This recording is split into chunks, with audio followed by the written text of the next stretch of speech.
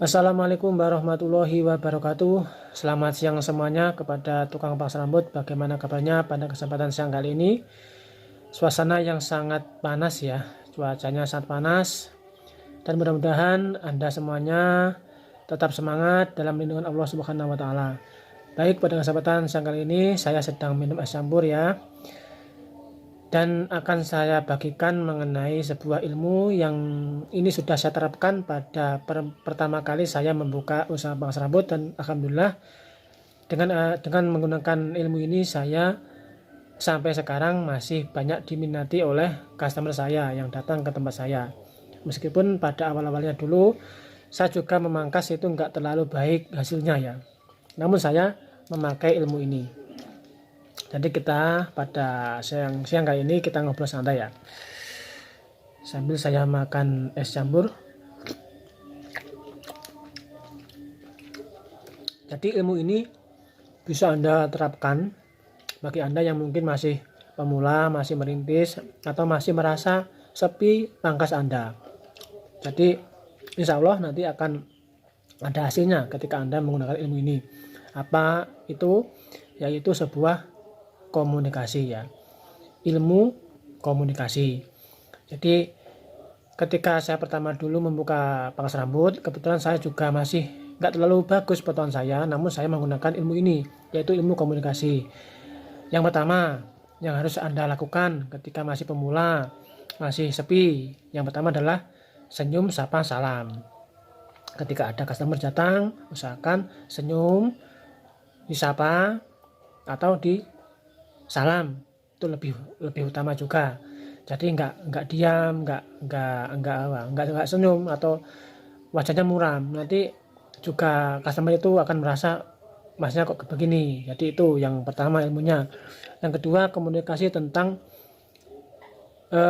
pertanyaan. Bagaimana potongannya, apa Pak yang Bapak request atau yang Bapak minta, gimana? Potong samping atau potong gimana? Itu. Jadi komunikasi itu sangat penting sekali bagi usaha jasa ya, apalagi kita sebagai tukang pangkas rambut harus pandai-pandai memiliki jiwa komunikasi yang baik. Tapi Bang, kalau saya nggak pandai ngomong gimana? Ya harus belajar ya, belajar ngomong. Yang penting ngomongnya sopan. Kalau nggak bisa ya apa kayak yang harus Anda tanyakan, mungkin namanya dulu, namanya siapa Pak, di mana tempat tinggalnya atau alamatnya, terus sudah ngopi atau belum, sudah makan atau belum, terus tanya umurnya juga nggak apa-apa, tanya pekerjaan kalau perlu, tapi jangan sampai tanya gajinya ya, jangan. Terus apa, sudah punya anak atau belum, sudah punya istri atau belum, gitu juga nggak apa-apa. Basa-basi itu sangat penting sekali, apalagi ketika kita sedang memangkas rambut customer kita. Jadi supaya dia itu lebih santai, kita harus pandai-pandai mengajak komunikasi kepada customer kita. Terkadang kalau kita diam saja, itu terkadang ya gimana? Terkadang kesannya kita itu kurang grapiak atau kurang lugas gitu loh. Atau kurang semarak. Kurang grapiak ya kalau bahasa Jawanya. Jadi jangan diam saja. Kita itu sebagai pangkas rambut jangan diam saja. Terus kalau ada di request, kalau customer kita request ya harus kita layani. Kita harus komunikasi. Jadi kalau ada yang request kita layani, tapi kita juga harus punya sebuah patokan ya. Pak, nanti kalau dipotong gini jadi gini hasilnya. Jadi itu harus kita lakukan. Atau barangkali customer kita itu pasrah apa adanya Mas, wes aku pasrah awakmu, piye potongannya sing apik Mas. Nah, kita harus pandai. Oh gini Pak, potongannya yang baik. Itu adalah sebuah ilmu komunikasi. Meskipun potongan kalian itu jelek, potongan Anda itu jelek, namun kalau kita pandai berkomunikasi, itu nanti akan membuat efek yang baik ya, chemistry yang baik antara Anda dengan customer Anda. Wah Masnya ini ternyata nggak pendiam, atau nggak cuek, atau grapiak semrawung. Jadi nggak diam, nggak stagnan gitu loh. Jadi kalau kita itu ngobrol itu enak. Jadi apa-apa kalau kita itu nggak pandai bicara, terkadang customer itu juga sungkan atau nggak berani ketika mau request ya.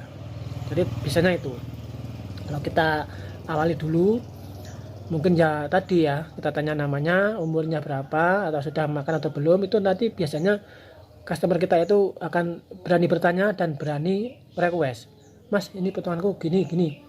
Itu akan membantu Anda atau membantu customer kita yang datang itu akan menjadi pelangganmu. Jadi itu harus kalian terapkan ini ilmu komunikasi ini, karena sebaik apapun potongan kalian ya, mungkin gaya barbershop kayak orang luar negeri yang baik, kalau kalian itu nggak pandai berkomunikasi, mungkin 1 kali 2 kali orang itu akan kabur ya. Karena orang Indonesia ini kan kebanyakan orang yang inginnya dihormati ya. Ya mohon maaf saja ini kan terkadang gini, oke begini, kalau kita ada seseorang yang datang ke tempat kita ya, mungkin ya datang atau sedang lewat, kadang orang itu diam saja, kita itu sudah merasa curiga, wah dia kok gini. Kalau dia menyapa kita duluan, monggo mas, mari mas, itu kita juga menghormati dia gitu. Itu adalah kebanyakan orang Indonesia. Jadi semakin kita grab ya, semakin kita grab ya, bahasa Indonesia apa? Grab ya. Coba komen ya. Pokoknya orang yang pandai bersosialita itu ya, pandai berbicara itu loh. Namun juga nggak asal-asal berbicara ya. Itu nanti juga akan banyak yang suka kepada dia. Itu. Jangan sampai kita itu diam melulu. Saya tuh sampai sekarang masih menerapkan ilmu komunikasi ini sampai sekarang, dan kalau ada customer baru ya, ini adalah sebuah ilmu ya, ilmu yang saya terapkan dan harus kalian pakai ini. Ketika ada customer baru, saya tanya, masnya ini biasanya di mana potongannya itu, atau dia terkadang ngomong sendiri, mas aku biasanya potongan kono di sana mas. Itu saya rebut ya, customer itu saya rebut dengan cara apa? Komunikasi. Saya tanya namanya, saya tanya umurnya berapa, rumahnya mana, usianya berapa, udah ngopi atau belum, udah makan atau belum, jadi dari mana, terus ini potongan gimana. Itu saya terapkan sampai sekarang, dan 70% kembali ke saya dan menjadi pelanggan saya. Itu yang saya terapkan sampai sekarang, sebuah ilmu komunikasi. Baik, semoga pembahasan ini bisa bermanfaat kepada kita semuanya ya. Selamat siang kepada Anda semuanya. Assalamualaikum warahmatullahi wabarakatuh.